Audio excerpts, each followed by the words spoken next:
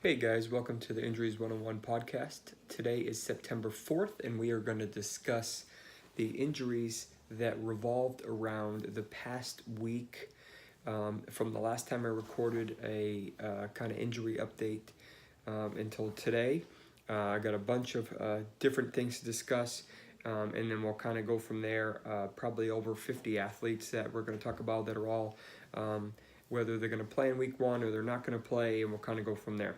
So obviously super excited. We kick off the NFL on Thursday, which is 2 days away from when I'm recording. The Super Bowl champion Eagles host the Atlanta Falcons on Thursday night, and we will rock and roll from there. So let's see here. I got a pretty monster list we'll start at quarterback and we'll kind of go from there. So Jets QB Sam Darnold has been named starting quarterback. Not super surprising since Teddy Bridgewater went to the Saints. Expect Darnold to be kind of a potential beast in the future, but he's going to take some time in the first year or so. I think Robbie Anderson is very sneaky wide receiver, late one this year, maybe a solid two. Anunwa will be a nice possession receiver, and we'll kind of go from there. Bills named Nathan Peterman starting quarterback. It's a rough go of it, but I guess they don't really have much of a choice with Allen banged up and not ready yet. As far as what does that mean for fantasy for week one? Start your Baltimore defense if you have them in DFS. Definitely going to be the chalk. And we'll go from there. I want nothing to do with any of the Bills' offense, including McCoy, and I'll talk about him in a different video discussing my sit or start for the week. Be sure to check that out when it comes out. So talk about Andrew Luck. He's dealing with that foot injury in addition to his shoulder injury. He has obviously returned to practice, but he can't throw the long ball yet, at least it appears. We got some average depth of target that was put on by Twitter that was very fascinating. In 2016, it was 8.9 yards. 2015, it was 10.2 yards. Average depth of target this year, 5.7. So he may have some adhesive capsulitis in that shoulder that is preventing him from getting full, or maybe the labrum's still bothering him. He just can't get quite back to what he had pre-surgery. I don't know, but either way, he's not targeting guys down the field, whether his arm strength's not there or it's the way they're coordinating it. So that's kind of what we're worried about here with Luck early on, and I'm personally avoiding him until we hear more. Now, Carson Wentz for the Eagles is still not cleared to play, which means Foles will be playing on Thursday. Foles has some pretty significant incentives in his contract for winning and whatnot, so obviously he wants to win, but he can make a lot of extra money if he does win. And that should be incentivized for him to try to stay on in the starting role. Wentz, my concern with Wentz is that not only did he have an ACL, which is kind of a minimum 9 months, realistically closer to 11 months for some people, and he's barely there. He's about there. Then you add in the LCL, which is the lateral ligament that runs vertically along the outside of your leg, which can also push the timeline back a little bit depending on how severe it is. But then there's possible rumblings that he had what we call a posterolateral corner injury, which is very severe. Even if it's a mild version, can definitely cause pushing the return to play even farther back. So that makes me think it's going to take even longer for Wentz to come back. I mean, we're talking 14 months total, so I'm off on him this year. It may take week 3 or 4 until he gets on the field and maybe he feels comfortable. We'll kind of play it out and see how it is. So in Bengals Matt Barkley, backup, had a grade 3 MCL tear, which is a full tear, and which means he needs surgery because it will not heal, and he went to IR. For big news of the week for running backs was obviously Jerick McKinnon of the 49ers, who I did a video on briefly last week. Obviously tore his ACL in practice on a non-contact injury. This is typically about 70 to 80% of non-contact ACLs or non-contact. Very unfortunate. He was supposed to be potentially sneaky this year, and Alfred Morris and Matt Breida will tag team the potential sneaky offense this year, especially with Shanahan running the ship. I expect Breida, sounds like he knows the playbook more, but he's still a little banged up, so it's going to be kind of 1A and 1B. Alfred Morris, I think, has more upside, at least initially, but he doesn't quite know the playbook enough, so not really sure how that's going to play out in week 1 for the 49ers. Now, Le'Veon Bell has yet to report, and it is Tuesday. He's supposed to play on Sunday. This is roughly when he reported last year. And when he did play last year for week 1, despite reporting the week of, he only played 14 snaps or touches. He only got 14 touches. So if you have him this week and he shows up and he starts, you kind of have to start him. But in DFS, we'll talk about that in a later video. You're fading him just because he's way too expensive and he's not ready. James Conner can become a sneaky play here, especially if Bell isn't ready or he doesn't sign. And then James Conner becomes, almost an instant top 25 back just based on volume and his potential. So obviously, if he's still available on the wire, I'm sorry for your league. It's very shallow, but go scoop him up until we hear more. Now, Marlon Mack for the Indianapolis Colts is dealing with a hamstring injury, and he has been not practicing for at least, I think it's been 2 weeks now. It's been a while. So the issue with hamstring injuries is that, there's a huge muscle, and they are very important for running, cutting, and they injure very easily, re-injure very easily. So if he's been dealing with, say, a grade 2, which is pretty severe, basically much more severe than a minor one, but not quite a full tear, which would be end of year, he's going to take a good 6 to 8 weeks from the beginning to really get feeling better. So remember that when you're thinking of week 1, week 2, week 3, when he's not ready yet. And don't expect him to, because you can see with, say, Corey Davis last year, these injuries linger, and if he comes back too early, re-injures it, that's all she wrote. You're going to be out for another 4 to 6 weeks. So it looks like Wilkins and Hines will take the over the load for week 1, and we'll kind of see what comes of it. Very excited for the Broncos' Royce Freeman, who is my pick for Rookie of the Year, as the starting running back, despite Booker getting most of the stuff in preseason. Rock and roll, let's go. I hope you drafted him, because I did on pretty much every team. Eagles' Jay Ajayi is dealing with a foot injury. We don't know exactly what it is. Is it a foot sprain? Did he fracture something? Is it a toe injury? Is it turf toe? We don't know. All we know is that he's back on the field and he's likely to go in week 1, but it looks like he'll get probably about 15 to 18 touches in week 1 is probably what you can expect. And I wouldn't target him much in the passing game. I don't think they will. Clement is there as well if Ajayi gets banged up. Now, Kerryon Johnson for the Lions sounds like he is the back that has the most upside in the offense.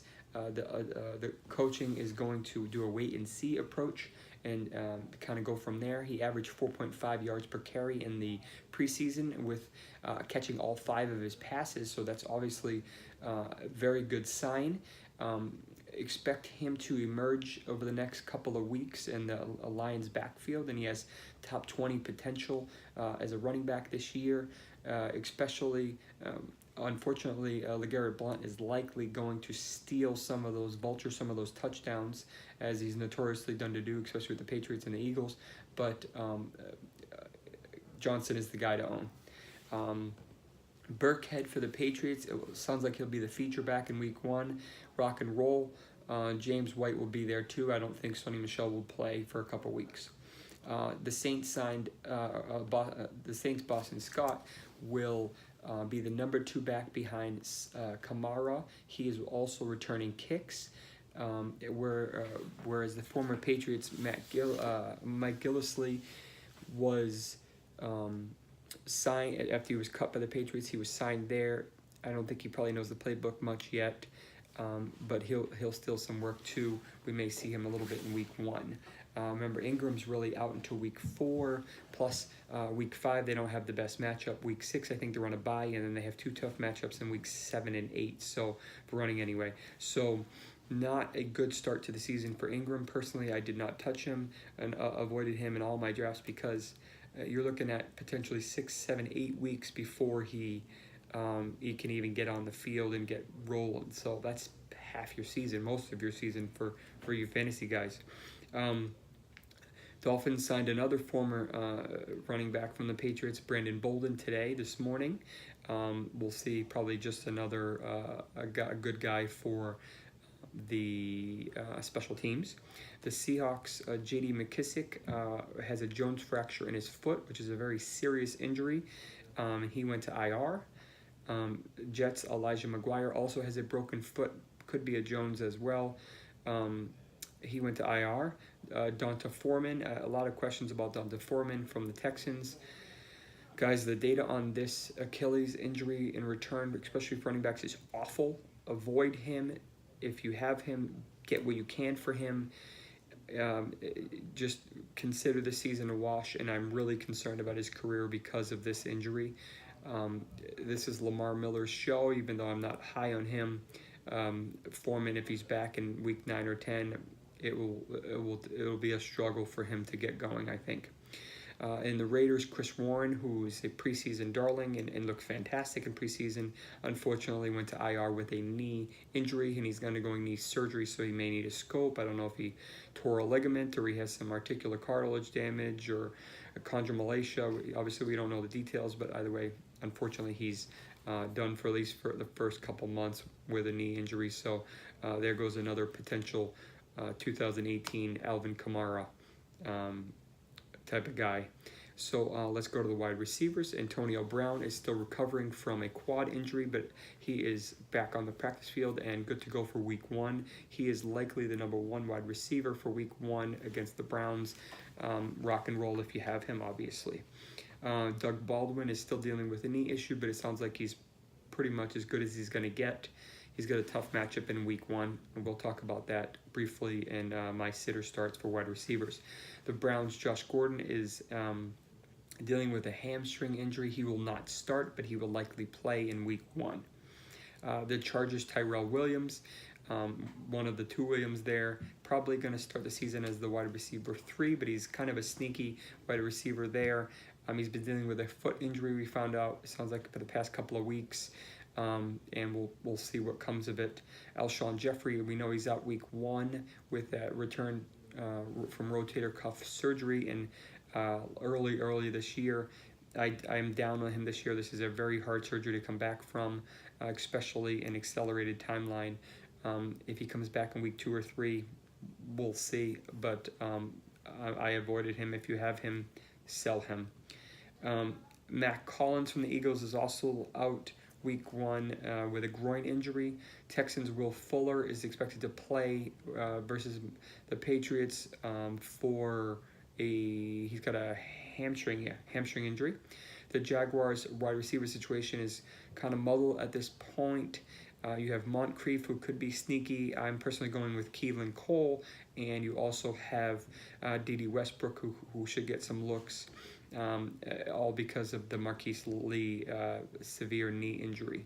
Titans' Rashard Matthews is still rehabbing. I think he'll be a solid number 2, a reliable guy behind Corey Davis as long as Corey Davis can stay healthy. The Raiders dropped Martavius Bryant due to some impending charges and just inability to pick up the playbook, but they signed Brandon LaFell. Good luck with that. To a 1-year contract. LaFell is on the wrong side of 30. The Jets' Jermaine Kearse is having abdominal surgery, likely a sports hernia, which is very uncomfortable. leads to some pain on the anterior abdomen as it kind of goes into the groin area.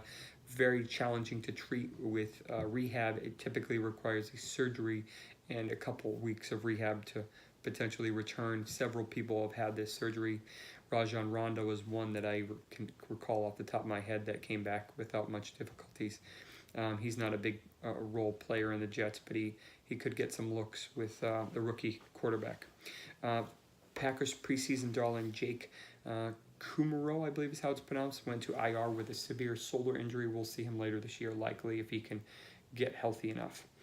For tight ends, Evan Ingram has practiced. I'm not sure if he's completely cleared the concussion protocol, but I expect him to play in week 1. The problem is he has a significantly higher risk for concussion, likely suffer another one sometime this year, unfortunately. And the thing to learn is that these concussions have a tendency to become much more severe and much harder to come back from with each subsequent one. So I personally faded him this year because of that and because of the amount of targets he's going to lose because of all of the weapons that Eli has back at his disposal, plus adding Saquon. For Titans, Delaney Walker is good to go for week 1 with a toe injury. He is old, reliable, nothing flashy, but very solid. George Kittle is coming back from a shoulder injury for the 49ers. I expect him to play in week 1, and he's a sneaky matchup as well. Now, the Redskins, Jordan Reed is a fantastic play for week 1 because he's healthy, and we know he's very dominant when he's healthy, but he can't stay healthy. So I will address him more in my tight ends for sit or start for week 1. Check that video out if you're interested. The Chargers signed veteran tight end Antonio Gates. He's 38. Let's see how much he's got left in the tank. But unfortunately, their other 2 tight ends tore their ACLs in the past 6 or 8 months. So they needed someone, and Gates wasn't ready to hang him up yet. Kind of a TD-dependent tight end, and another weapon for the potentially loaded Chargers. Okay, so the Cardinals, Jermaine Gresham is recovering from an Achilles injury, and this is also, as I mentioned, very challenging. I don't really have much faith in him this year because of that injury. The Seahawks, Ed Dixon, who was kind of a sneaky tight end for me later in drafts, unfortunately went to the NFI list with a quad injury, which means he'll be out for at least 6 weeks. His backup is Nick Vannett, and I don't really know what to make of him yet. The Ravens rookie tight end Hayden Hurst is on IR with a stress fracture in his likely his fifth metatarsal in his foot. Realistically, 4 to 6 weeks, could be as bad as 9 if he needs a screw. So potentially derailing his rookie career season already. The Eagles, Richard Rodgers went to IR with a knee injury. Bears, Deion Sims, concussion, out a couple weeks. It sounds like he's just depth. Bears, Adam Shaheen is to the to the IR, that's baseball, with foot and ankle injuries. It sounds like the foot is actually more severe than the ankle, but either way, he'll be out for a while. And the Steelers, Jesse James, should be good to go in week 1. Surprisingly, the Cowboys cut Dane Bailey, who I had as like my number 5 kicker. Unfortunately, he wasn't cutting it, or I don't know if it was a money thing or what, but I think he's the number 2 most accurate kicker ever or something like that. So it sounds like he's working out for the Jets, and I'll be astonished if he doesn't sign somewhere. Kickers are like a carousel for a lot of teams, so he'll end up somewhere. For linemen, Carolina Panthers' Matt Khalil had his knee scoped and he went to IR. Just sounds like they didn't want to rush him and he wasn't quite ready. And Cowboys' Travis Frederick, who I had a pretty long video about for his Guillain-Barré syndrome, a very fascinating, unfortunate syndrome that I think he has the ability to come back from. He is actually on the active roster, which is a little surprising, meaning that they think he could potentially come back in the first 6 to 8 weeks. While that is a possibility, hopefully that he will, that would be wonderful. I just don't have the most faith in this because of how severe this injury is, the syndrome is, how challenging it is to get back your energy and your strength, and how much time we're talking here for getting in football, NFL football shape. So we'll kind of see, but it is what it is. Ideally, I think he'll come back in late October or mid-November. I think would be a realistic timeline for him. Defensive players, a couple to touch on. The Raiders, obviously, Khalil Mack was a monster trade. It's surprising. I don't know what the heck they're doing out there. You pay your coach $100 million, and then you don't even want to pay probably your best player at least that. So I don't know what that was all about. By the way, he's on the Bears.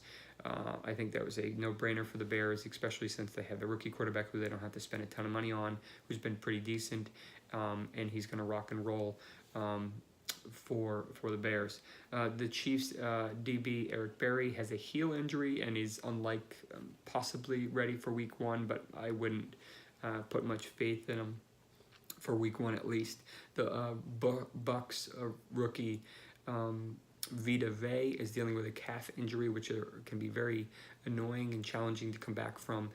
Expect him to come back probably another week or two. I don't think he's ready for Week 1. Bears Roquan Smith, first-round pick, sounds good to go for Week 1 with a hamstring, but easy to re-injure. Bears linebacker Leonard Floyd has a broken hand and is likely to play with a club on his hand, depending on where the fracture is. Should be good to go.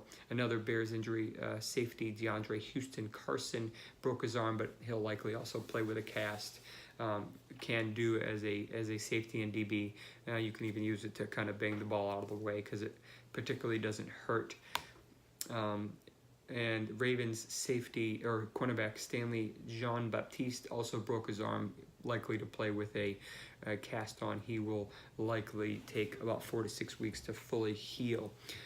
Do me a favor and hit subscribe to both the video and if you're listening on one of my podcasts, subscribe and so that you can get all the updated ones. I'll be releasing at least 1 to 2 videos a week, sometimes more, depending on the nature of the injuries and how the week goes. I would love to hear your thoughts, so leave some thoughts or comments in the section below, and I will try to get to them if you have any questions or anything.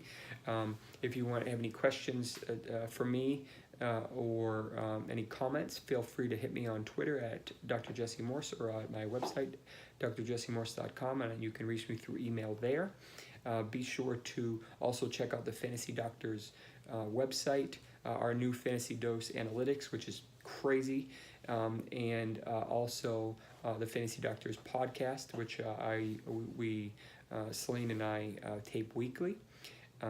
Also, we will be trying to do this weekly as much as I can in between patients, and I will try to also do some DFS picks for you. I have a bunch of them set to go for this week, so be sure to check those out. All right, take care, guys. We'll see you next time.